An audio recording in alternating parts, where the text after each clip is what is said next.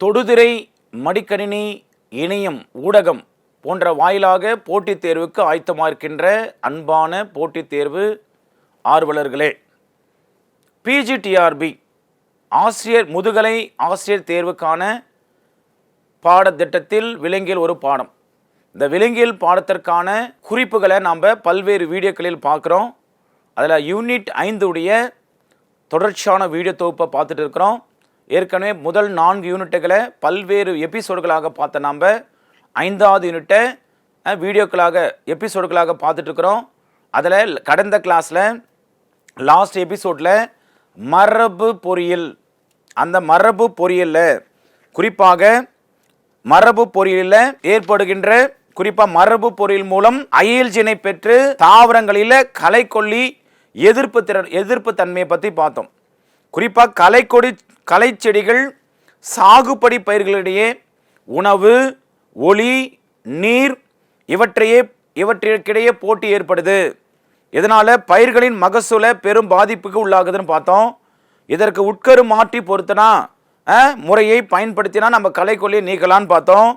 அப்போது வேதிப்பொருட்கள் உள்ள கலை செயலிகளை, வேதிப்பொருட்கள் உள்ள களைக்கொல்லிகளை அதிகமாக பயன்படுத்தும் போது நமக்கு என்ன ஆகுதான், சாகுபடி பயிர்களை பாதிப்படைது மட்டும் இல்லாமல் சுற்றுப்புற சூழலும் பெரும் மாசடையுதுன்னு பார்த்தோம். இதனால் பயிர்களை களைச்செடியின் பாதிப்பிலிருந்து பாதுகாத்திட அறிவியலாளர்கள் தீவிர ஆய்வுக்குட்பட்டு குறிப்பாக பார்த்தோன்னா ஸ்டெப்டோமைசிஸ் ஐக்ரோகோபிஸ் என்ற பாக்டீரியாவிலிருந்து குறிப்பிட்ட ஒரு வகை நொதி என்ன பண்ணாங்க, உற்பத்திக்கு காரணமான ஜீனை பிரித்து எடுத்தாங்க. அந்த ஜீனை பிரித்து எடுத்து அந்த ஜீனினால் உருவாக்கும் பாஸ்டா எனப்படும் நொதியானது களைக்கொல்லியை செயலிழக்க செய்கிறது. பின்னர் இந்த ஜீனை என்ன பண்ணுறாங்க, இணைத்து தாவரங்கள் உருவாக்குறாங்க. இந்த அயல் ஜீனை பெற்ற தாவரங்கள் களைச்செடியினால் பாதிக்கப்படுவதில்லை. அப்போ அந்த பாஸ்டா களைக்கொல்லியின் பாதிப்பிலிருந்து நாம் சாகுபடி பயிர்களை பாதுகாத்திட தான் இந்த ஜீனை பயன்படுத்துகிறாங்க, திறன்படுத்துது என நிரூபிச்சிருக்கிறாங்க. இது தாவரங்களில் களைக்கொல்லியை பற்றி பார்த்தோம். அடுத்தனுடைய தொடர்ச்சி தான் மரபு பொருள் மூலம் விலங்குகளில் ஏற்படும் நன்மைகள். அதுக்கு முதல் நன்மை குளோனிங். குளோனிங் என்ன, மரபு ஒத்த உயிர்களை பிரதிகளாக உற்பத்தி செய்யும் செயல்முறை. குளோனிங் மரபு ஒத்த உயிர்களை பிரதிநிதிகளாக உற்பத்தி செய்யும் செயல்முறைக்கு பேர் தான் குளோனிங். இதற்கு கருவளரியல் அல்லது வளர் மரபியல் ஆகிய துறைகளில் பெற்ற அறிவு உதவி உள்ளது. இன்றைக்கு மனிதனையும் குளோனிங் முறைக்கு உருவாக்க இயலும் என்ற சாத்தியக்கூறை உண்டாக்கி இருக்கிறது குளோனிங். அப்போ குளோனிங்னா நம்மளுக்கு நினைவு வருவது முதல்ல செம்மறி ஆட்டுக்குட்டியின் குளோனிங் முறை தோற்றம். அந்த செம்மறி ஆட்டுக்குட்டியின் இந்த குளோனிங் முறை தோற்றம் தான் செம்மறி ஆட்டின் குளோனிங் முறை தோற்றத்தில் தான் டாலி. குறிப்பாக 1996 இந்த டாலியை உருவாக்குறாங்க. டாலி என்பது பிரதியாக்க முறையில் டாக்டர் அயன் வில்மிட் தான் இவர் என்ன பண்ணுறாரு, அவருடைய உதவியாளர்களோடு சேர்ந்து குறிப்பாக பார்த்தோன்னா ஸ்காட்லாந்து ரோஸ்ரிட் ஆய்வு நிறுவனத்தில் ஜூலை 1996 உருவாக்கப்பட்ட ஒரு செம்மறி ஆட்டுக்குட்டி தான் இந்த டாலி. அப்போ முதலில் செம்மறி ஆட்டுக்குட்டியினுடைய பிரதி, அதாவது மரபு ஒத்த உயிர்களை பிரதிகளாக உற்பத்தி செய்யும் முறைக்கு தான் என்னது குளோனிங் சொல்கிறாங்க. அந்த குளோனிங்கில் செம்மறி ஆட்டுக்குட்டியின் குளோனிங் முறை தோற்றம். அப்போ செம்மறி ஆடுனாவே டாலி நம்மளுக்கு நினைவு வரணும். அதனுடைய பிரதியாக்க முறையை பண்ணவர் தான் அயன் வில்முட் 1996. அவர் என்ன செய்கிறாருன்னா, பெண் செம்மறி ஆட்டின் மடியில் உள்ள இரட்டை குரோமோசோம் எண், அதாவது 2N கொண்ட உடலை தேர்ந்தெடுக்கிறாரு. அதே போல் மற்றொரு ஆட்டின் கொடையாளி அண்டத்தை பிரித்து எடுக்கிறார். அப்போ முதல் விஷயம் அவர் என்ன பண்ணுறாரு, பெண் செம்மறி ஆட்டின் மடியில் உள்ள இரட்டை குரோமோசோம் எண் கொண்ட உடலை தேர்ந்தெடுத்து அதை மற்றொரு ஆட்டின் கொடையாளி அண்டத்தை பிரிய எடுக்கிறார். அப்போ அண்டம் ஒற்றை எண் குரோமோசோம் கொண்டதால் அதனால் புதிய செம்மறி ஆட்டினை உருவாக்க இயலாது. ஒற்றை எண் இருந்தால் குரோமோசோம் உருவாகுது. அதுபோல் மடியில் உள்ள உடல செல் இனப்பெருக்கம் செல்லாக இல்லாததால், அந்த இனப்பெருக்கம் செயலாகாத இல்லாதனால என்னாகும், மடியில் உள்ள உடல செல் 2n இனப்பெருக்கம் செல்லாக இல்லாதால் அது செல்லும் புதிய செம்மறி ஆட்டினை உருவாக்க இயலாது. அப்போ என்ன பண்றாரு, ஒற்றை அண்டம் ஒற்றையன் குரோமோசோம் கொண்டதால் புதிய செம்மறி ஆட்டினை உருவாக்க முடியாது. அதே போல மடியில் உள்ள உடல செல்லு இனப்பெருக்க செல்லாக இல்லாததால அதுலேயும் புதிய செம்மறி ஆடு உருவாக இயலாது. எனவே மடி செல்லில் அந்த இரட்டை எண் கொண்ட உட்கருவை நீக்கிறார். பிறகு அதை போல அண்டத்தில் உள்ள ஒற்றை எண் உட்கருவை நீக்கிறார். அப்போ ரெண்டுத்தையுமே நீக்கினவர் குளோனிங் முறைப்படி உருவான செம்மறி ஆடு மரபு பண்புகளில் என்ன வருதுன்னா இரட்டை எண் உட்கருவை மடிசெல் வழங்கிய செம்மறி ஆட்டினை ஒத்திருக்கும். அப்போ இந்த குறிப்பாக அந்த மடிசெல்லில் இரட்டை எண் கொண்ட உட்கருவை நீக்கிட்ட பிறகு அண்டத்தில் உள்ள ஒற்றையன் உட்கருவை நீக்கி அப்போ குளோனிங் முறைப்படி உருவான செம்மறி ஆடு அதில் என்ன பண்பு இருக்குன்னா மரபு பண்புகளின் இரட்டை எண் உட்கருவை அந்த மடிசெல் வழங்கிய செம்மறி ஆடு ஒத்து இருக்க காணப்படுமா. அப்போ இந்த ஜீன் சிகிச்சை இதுதான் டாலி உருவான வரலாறு.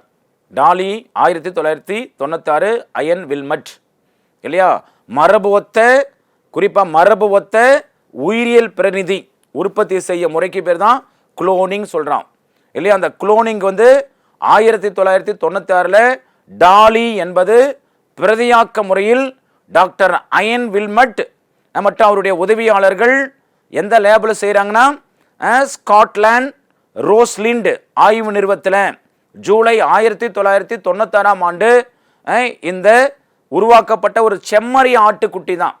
அப்போ முதல் குளோனிங்க செம்மறி ஆட்டுக்குட்டி 1996 எடுக்கிறாரு. அப்போ கருமுட்டையில் குறிப்பாக குளோனிங் முறைப்படி உருவான இந்த செம்மறி ஆடு என்னாகுதான் மரபு பண்புகளில் இரட்டை எண் உட்கருவை மடிசெல் வழங்கி செம்மறி ஆட்டினை ஒத்து காணப்படுது. அப்போ இந்த குளோனிங் முறை ஜீன் தெரப்பியில் பயன்படுத்துகிறாங்க. அப்போ ஜீன் சிகிச்சை மரபு பொருள் மூலம் ஜீன்களை பல ஆயிரக்கணக்கில் உருவாக்க இயலும். ஜீன் சிகிச்சையில் ஹியூமன் ஜீனோம் ப்ராஜெக்ட் எல்லாம் சொல்லுவாங்க. அப்போ ஜீன் சிகிச்சை என்பது மனிதனில் தவறான ஜீன்களுக்கு பதிலாக திருத்தப்பட்ட ஜீன்களை நுழைப்பதாகும்.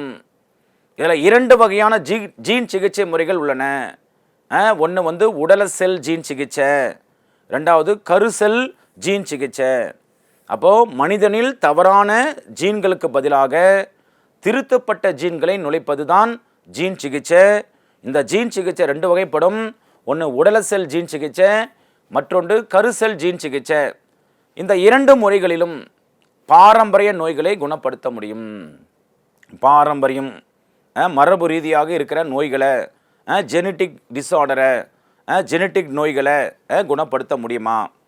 இதில் உடல் செல் ஜீன் சிகிச்சை, இந்த உடல் செல் ஜீன் சிகிச்சைக்கு சொமேட்டிக் செல் ஜீன் தெரப்பின்னு பேர்.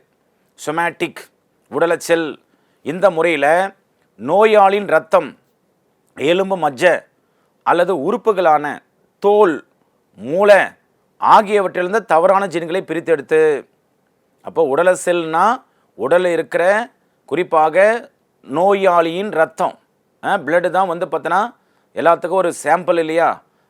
குறிப்பாக பார்த்தோன்னா டூலாக பயன்படுத்துவா.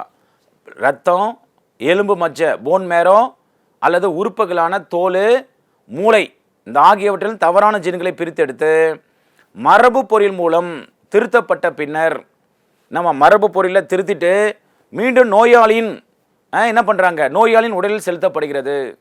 இவ்வாறு குணப்படுத்த முடியும். ஆனால் இது உடல் செல்களில் ஏற்பட்ட மாற்ற அடுத்த தலைமுறைக்கு கடத்தப்படுவதில்லை. அப்போ உடல் செல் ஜீன் சிகிச்சை அடுத்த தலைமுறைக்கு கடத்தப்படுவதில்லை. அடுத்தது கருசெல் ஜீன் சிகிச்சை முறை, ஜெர்ம் செல் ஜீன் தெரப்பி. இது பெற்றோர்களிடத்தில் இருக்கிற பாரம்பரிய நோய்கள். பெற்றோர்களிடத்தில் ஒரு ஜெனட்டிக் நோய் இருந்துச்சுன்னா அந்த பாரம்பரிய நோய்கள் அடுத்தடுத்த சந்தைகளுக்கு பரவாமல் தடுக்க இந்த இனப்பெருக்க செல்கள் அல்லது கருசெல்கள் பயன்படுகிறது. குறிப்பாக விலங்குகளில் கருசெல் ஜீன் சிகிச்சை முறை நல்ல முறையில் பலனளிப்பதை கண்டுபிடிச்சிருக்கிறாங்க. இது கருமுட்டையின் உட்கருவுடன் இணைந்த நோய் காப்பு ஜீன்கள் விலங்கின் உடலில் அந்த ஜீன்களுக்குரிய புதிய புரதங்களை உருவாக்க செய்கின்றன. அப்போ கருமுட்டையில் உட்கருவில் அந்த ரெண்டுமே இணைந்த நோய் காப்பு ஜீன்களில் விலங்கின உடலில் அந்த ஜீன்களுக்குரிய புதிய புரதங்கள் உருவாக்க செய்யப்படுகின்றன. அப்போ கருசெல் ஜீன் சிகிச்சை முறை மனித கருவிலும் செயல்படுத்துகிறாங்க. அதுதான் ஜெர்ம் செல் ஜீன் தெரப்பி. மனித கருவில் ஹியூமன் எம்பிரியோலையும் பயன்படுத்தி என்னவா குளோனிங் முறையில் இன்று குழந்தைகளை என்னவா குழந்தைகள் பெற்றெடுக்க முடியாத தாய் கூட குழந்தைகளை உருவாக்க சாத்தியமே. எதனால் ஜெர்ம் செல் ஜீன் தெரப்பி இல்லையா, மனித கருவில் செயல்படுத்துகிறா. அப்போ கருசெல் ஜீன் சிகிச்சை மூலம் பாரம்பரிய நோய்கள் குணப்படுத்தலாம். அப்போ இனசெல் கருசெல், அப்போ எந்த இதில் வந்து பாரம்பரிய நோய்கள் குணப்படுத்தலாம்னா கருசெல் ஜீன் சிகிச்சையின் மூலம். அடுத்து பாருங்க, ஆர்டிஃபிஷியல் இன்செமினேஷன், செயற்கை முறை கருவுறுதல். அப்போ செயற்கை முறை கருத்தரித்தல் முறையானது ஆண் இன செல்களை பெண் இனப்பெருக்க உறுப்பினுள் இயற்கை முறைக்கு எதிராக இயந்திரத்தின் உதவியால் செலுத்தி கருவுற செய்வதல்.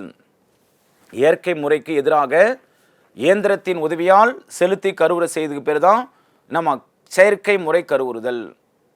ஆண் இன செல்களை பெண் இன பெருக்க உறுப்பினுள் இயற்கை முறைக்கு எதிராக இயந்திரத்தின் உதவியால் செலுத்தி கருவுற செய்வது செயற்கை முறை கருவுறுதல். அப்போ அந்த செயற்கை முறை கருவுறுதலினால் நடைபெறும் பயன்கள் என்னென்னா, நம்பர் 1, மரபியல் சார்ந்த அசாதாரண பண்புகளையோ நோயின் காரணத்தையும் இதன் மூலம் கண்டறிய முடியும். மரபியல் சார்ந்த அசாதாரண பண்புகளையோ நோயின் காரணத்தை மூலம் கண்டுபிடிச்சிக்கலாம். 2வது, மரபியல் நோய்களை குணப்படுத்த முடியும். மரபியல் நோய்களை குணப்படுத்தலாம். 3வது, கால்நடைகளிலும் மரபு பொறியியல் மூலம் என்ன பண்ணலாம், உயர் ரகங்களை உருவாக்க முடியும். பிரீடு வெரைட்டியை உருவாக்கலாம். லைவ் ஸ்டாக்ல எல்லாம் கூட பிரீடிங் கலப்பினங்களை உருவாக்கலாம், உயர் ரகங்களை உருவாக்க முடியும். குறிப்பாக அதில் அதிகமான மீட்டு கொடுக்கறது, அதிகமான பால் தரங்களை கால்நடைகள் மரபு பொறியியல் மூலம் உயர் ரகங்களை உருவாக்க முடியும். அப்போது செயற்கை முறை கருவுதல் மூலமாக மரபில் சார்ந்த அசாதாரண பண்புகளையும் நோயின் காரணத்தை கண்டுபிடிச்சிக்கலாம், மரபல் நோயை குணப்படுத்தலாம், கால்நடைகளில் மரபு பொறியியல் மூலம் உயர் ரகங்களை உருவாக்க முயலும். அதே நேரத்தில் விட்டமின்கள், விட்டமினை பொறுத்தவரையும் விட்டமின் என்பது நம்முடைய ப்ரொடக்டிவ் ஃபுட்டுன்னு சொல்கிறாங்க. விட்டமின் ஏ சத்து பற்றாக்குறைவினால் ஏற்படும் விளைவினால தான் ஒவ்வொரு ஆண்டும் 1 மில்லியனுக்கும் அதிகமான குழந்தைகள் இருக்கிறாங்கன்னு பார்க்குறோம். ஏன்னா விட்டமின் ஏ வந்து பற்றாக்குறையினால் சுமார் 3,50,000 பேர் பார்வை இழப்பு நோய் ஏற்படுகிறதாம். அதான் நைட் பிளைண்ட்னஸ், மாலை கண் நோயெல்லாம் விட்டமின் ஏ டிஃபிஷியன்சி சொல்லுவாங்க.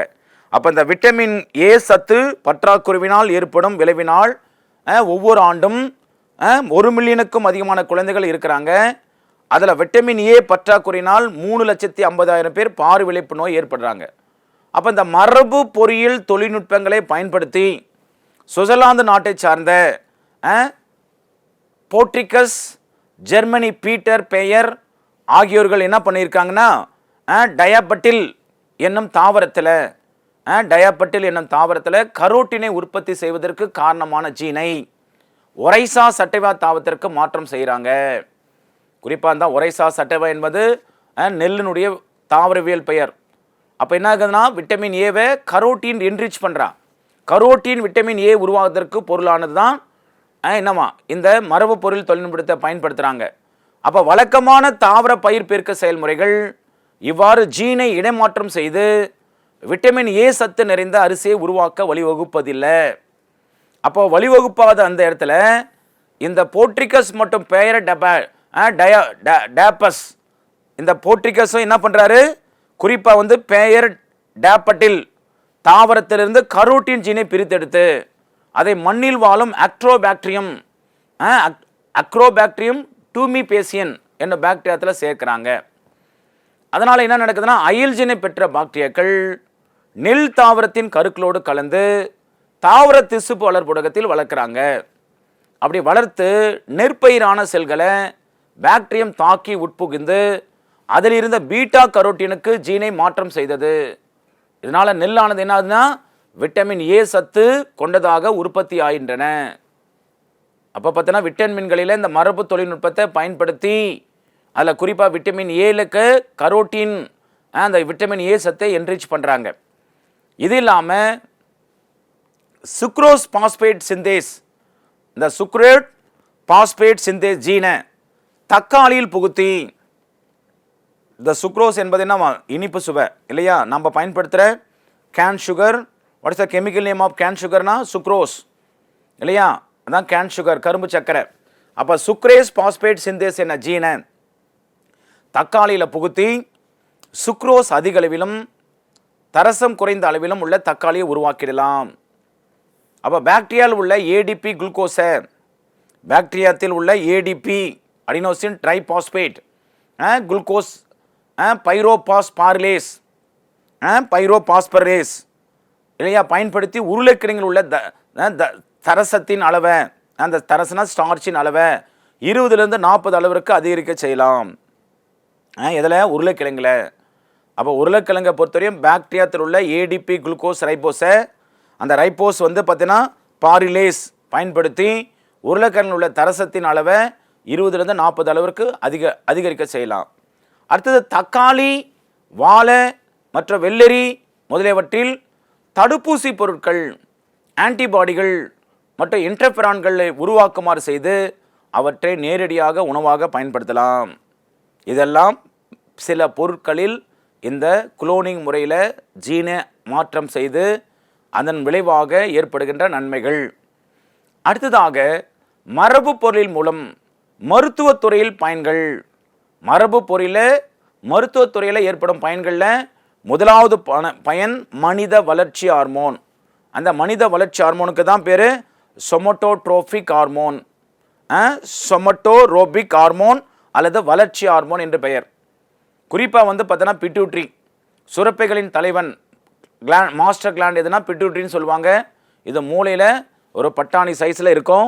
இதுதான் சுரப்பைகளின் தலைவன், தலைமை சுரப்பின்றாங்க. இதில் 2 விதமான கதுப்புகள், அடினோ ஹைப்போதிஸ், நியூரோ ஹைப்போதிஸ். அடினோ ஹைப்போதிஸில் தான் என்ன பகுதியில் இந்த ஹார்மோன் சுரக்கிறதா, பிட்யூட்டரி சுரப்பின் முன்பகுதி, அந்த முன்பகுதி தான் அடினோ ஹைப்போதிஸ், பின்பகுதிக்கு வந்து நியூரோ ஹைப்போதிஸ். அப்போ இந்த சொமட்டோரோபிக் ஹார்மோன் அல்லது வளர்ச்சி ஹார்மோன் எங்கே சுரக்குதுன்னா பிட்யூட்டரி சுரப்பின் முன்பகுதியான அடினோ ஹைப்போதிஸின் பகுதியில் இந்த ஹார்மோன் சுரக்கிறது. இந்த ஹார்மோன்கள் குழந்தைகளின் வளர்ச்சிக்கு காரணமாக இருக்கிறது. இந்த வளர்ச்சிகளை குறிப்பாக வளர்ச்சியை தீர்மானிக்கிறதுல முக்கிய பங்கு வைக்கிற இந்த சொமட்டோட்ரோபிக் ஹார்மோன் அல்லது வளர்ச்சி ஹார்மோன், இந்த ஹார்மோன்கள் குறைவாக சுரந்தா வளர்ச்சி தடைப்பட்டு குள்ளத்தன்மை ஏற்படும். அப்போது பார்த்தீங்கன்னா பிட்யூட்டரி சுரப்பினுடைய குறிப்பாக அடினோ ஹைப்போதிஸில் சுரக்கிற இந்த சொமட்டோட்ரோபிக் ஹார்மோன், அந்த ஹார்மோன் குறைவாக சுரந்தா வளர்ச்சி தடைப்பட்டு குள்ளத்தன்மை.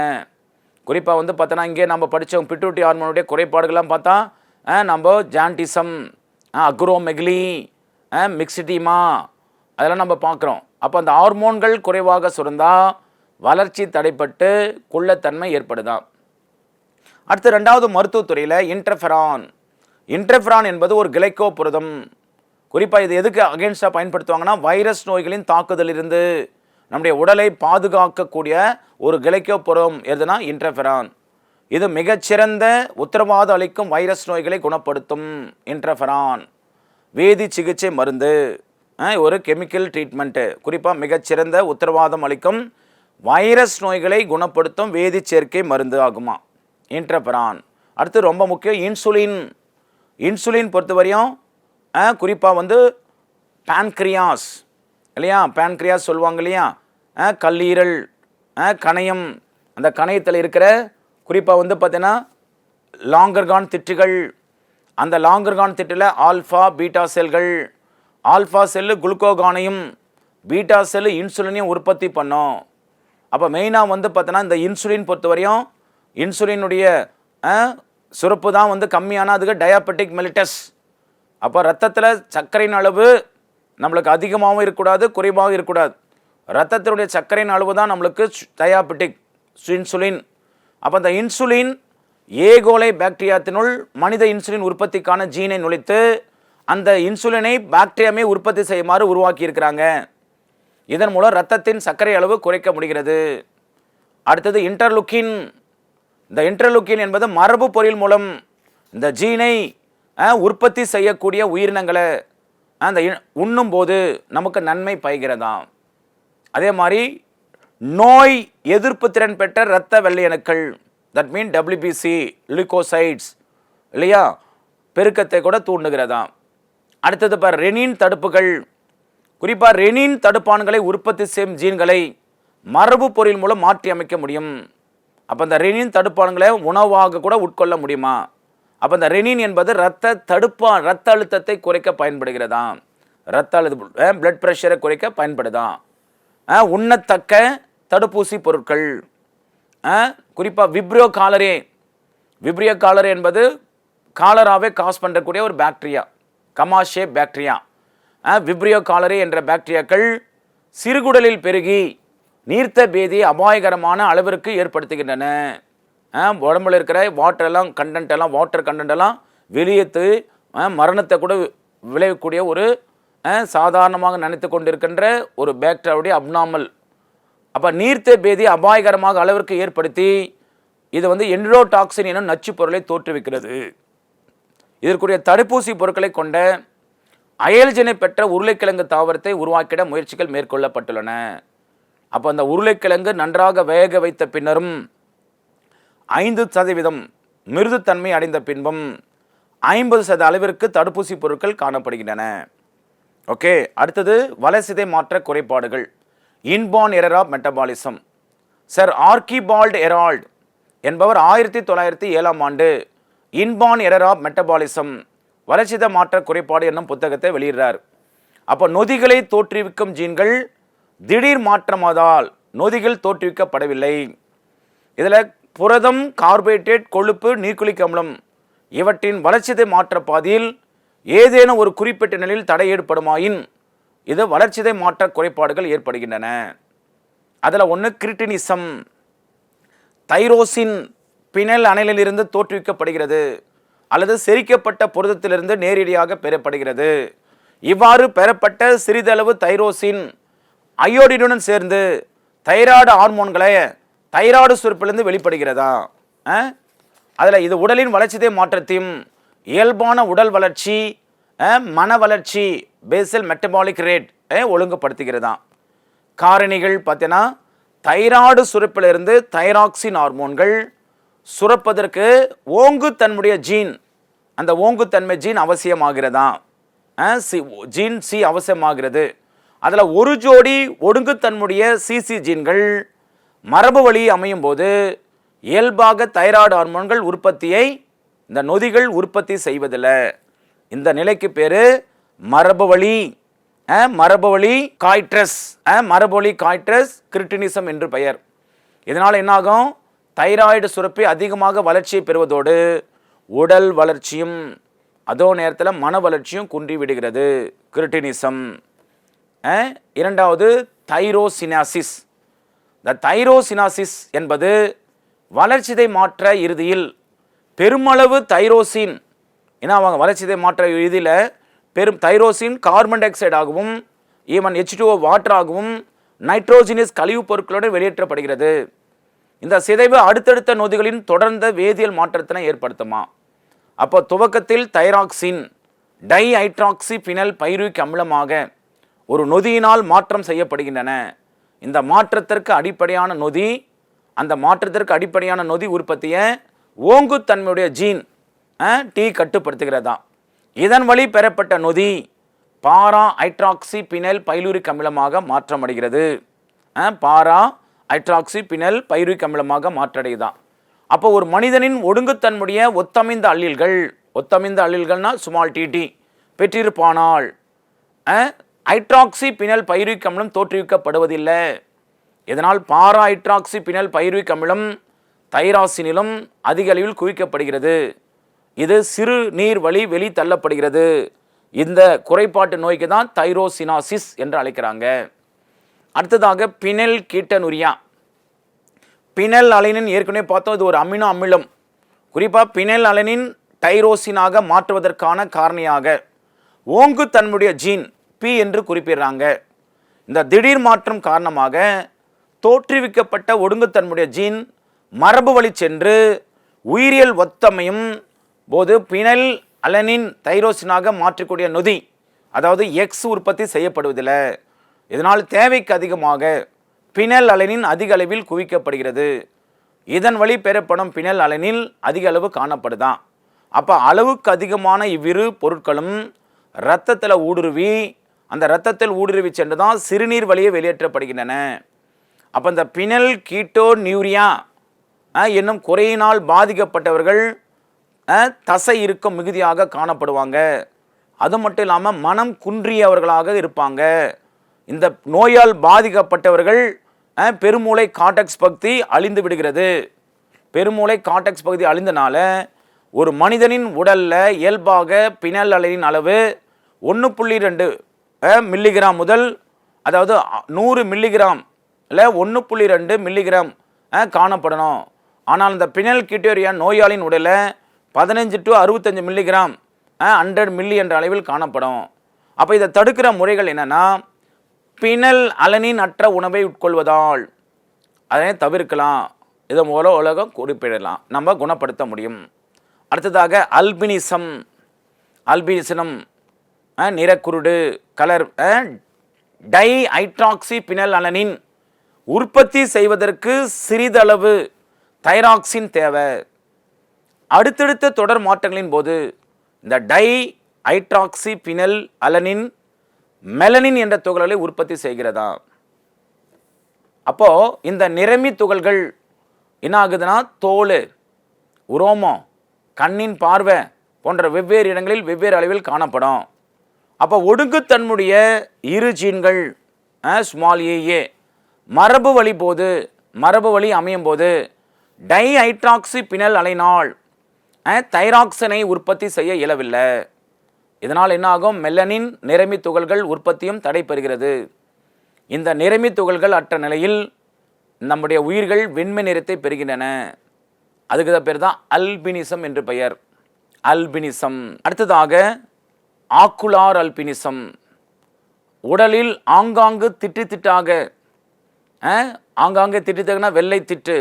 வெள்ளை திட்டோ லியூகோடெர்மா உடலில் ஆங்காங்கு திட்டாக காணப்படும். இதற்கு ஆக்குலார் அல்பினிசம் எனப்படும். இந்த ஆக்குலார் அல்பிசம் 3 வகைப்படுமா. ஒன்று லீகோடெர்மா என்பது இது வெண்தோல் குறைபாட்டால் ஆங்காங்க வெண்மை திட்டுகள் தோலில் அமைந்திருக்கும். இது ஒரு பாரம்பரிய குறைபாடு. இது பாரம்பரிய குறைபாடாக லீகோடெர்மா சொல்கிறாங்க. ஒன்ஸ் இது வந்துச்சுன்னா கடைசி வரையும் அப்படியே தான் இருக்கும். குறிப்பாக பார்த்தோன்னா டூரிங் த கோவிட் டைமில் சமீபத்தினுடைய ஆய்வில் அநேகர் நம்முடைய கோவேக்சின், கோவிஷீல்டு என்ற 2 விதமான கோவிட் தடுப்பு மருந்து பொருட்களை பயன்படுத்திய போதும் அதில் கொரோனா ஏற்படுத்தப்பட்டு பக்க விளைவுகளாக சமீபத்தில் இந்த வெண்தோல் குறைபாட்டில் ஆங்காங்கு வெண்மை திட்டுகள் இளைஞர்கள், குறிப்பாக 30 முதல் 40 வயதுக்குட்பட்ட இளைஞர்களை அதிகமாக இந்த கடந்த 2 ஆண்டுகளாக இந்த லீகோடெர்மால் பாதிக்கப்பட்ட இளைஞர்கள் அதிகமாக இருக்கிறாங்க. இது பார்த்தோன்னா இந்த டூரிங் கோவிட் டைமில் மியூட்டர் லானஜா என்பது ஒரு கேள்விக்குறியாகவே இருக்கிறது. குறிப்பாக பார்த்தோன்னா இந்த ஆக்குலார் அல்பினிசம் பொறுத்தவரையும் 3 வகைப்படுத்துகிறாங்க. ஏன்னா இந்த ஆக்குலார் அல்பினிசம் என்பது உடலில் ஆங்காங்கே திட்டுகளாக காணப்படுவதற்கு தான் என்ன பேருனா ஆக்குலார் அல்பினிசம். இந்த ஆக்குலார் அல்பினிசம் தான் 3 வகைப்படுத்துகிறாங்க. ஒன்று லீகோடெர்மா, வெண்தோலால் குறைபாட்டில் ஆங்காங்கே வெண்மை திட்டு, அந்த வெண்மை திட்டு தோலில் அமைஞ்சிருக்கும். இது ஒரு பாரம்பரிய குறைபாடு. அடுத்ததாக விட்டிலிகோ, இதுக்கும் பேர் பார்த்தோன்னா ஆங்காங்கே வெண்மை புள்ளிகள் இருக்கும். வெண்தோல் குறைபாட்டால் ஆங்காங்கே வெண்மை புள்ளிகள் இருக்கும். அதுக்கு தான் பேர் விட்டிலிகோ. லீகோடெர்மா, விட்டிலிகோ. 3வது பெறப்படும் குறைபாடுகள் லெப்ரசி, குறிப்பாக தொழுநோய் இல்லையா, தொழுநோய். இது குணமாகும் காயங்கள், கதிரியக்கம், அதே நேரத்தில் தோல் நோய்களில் தோன்றும். இதெல்லாம் பெறப்படும் குறைபாடுகள். லெப்ரசி என தொழுநோய், இது மைக்கோபாக்டீரியம் லெப்ரே என்ற ஒரு பாக்டீரியாவில் வரக்கூடியது. குறிப்பாக குணமாகிற காயங்களினாலும் கதிரியக்கத்தினாலும் ரேடியேஷன், எக்ஸ்போசர் ஆஃப் ரேடியேஷன், குறிப்பாக தோல் நோய்களில் தோன்றுகிற 3வது இதுனா பெறப்படும் குறைபாடு. அடுத்ததாக முழுமை அல்பினிசம். 2 வகைப்படுத்துகிறாங்க. குறிப்பாக அல்பினிசம் எதனால் ஏற்படுது பார்த்தா டைஹைட்ராக்சி பினைல் அலனின் உற்பத்தி செய்வதற்கு சிறிதளவு நம்மளுக்கு என்ன வேணுமா, தைராக்சின் தேவை. அடுத்தடுத்து தொடர் மாற்றங்களின் போது எதுனா மாறிடும், டைஹைட்ராக்சினின் அலனின், அந்த மெலனின் என்ற துகளை உற்பத்தி செய்கிறது. இதனால் இது நிறமி துகள்கள் தோல் உரோமங்கள் போன்ற இடத்துல எல்லாம் என்ன மாறுதான், உரோமங்கள் வெவ்வேறு அளவுகளில் காணப்படுதான். அப்போ அந்த அல்பினிசை ரெண்டாக பிரிக்கிறாங்க. ஒன்று ஆக்குலார் அல்பினிசம், ரெண்டாவது முழுமை அல்பினிசம். ஆக்குலார் அல்பினிசத்தில் 3 வகை: லீகோடெர்மா, லிட்டில்கோ, பெறப்படும் குறைபாடுகள். இரண்டாவது வகையான முழுமை அல்பினிசம் என்பது உச்சி முதல் பாதம் வரை முழுமையாக வெண்மையாதல். அப்போ நம்முடைய கலர், நம்முடைய தோல் நிறமிக்கு காரணம் மெலனின். அந்த மெலனின் பிக்மெண்ட் அப்படியே உச்சி முதல் பாதம் வரை முழுமையாக மெலனின் பிக்மெண்ட் அப்படியே நம்மளுக்கு குறைந்து போய் நம்மளுக்கு என்ன ஆகும், செக்ரேஷன் கம்மியாகி அப்படியே அதிகமாக நம்மளுக்கு உடல் முழுவதும் வெண்மையாகிற நிலைமைக்கு பேர் தான் முழுமை அல்பினிசம். ஆகவே இந்த வீடியோ தொகுப்பில் வர நாம் 5 யூனிட்டுகளை நாம் விளக்கத்தோடு பார்த்துருக்குறோம். அடுத்து ஒரு வீடியோ தொகுப்பில் 6வது யூனிட்டுக்கான பாடத்திட்டத்தை முழுமையாக பார்ப்போம். தேங்க்யூ.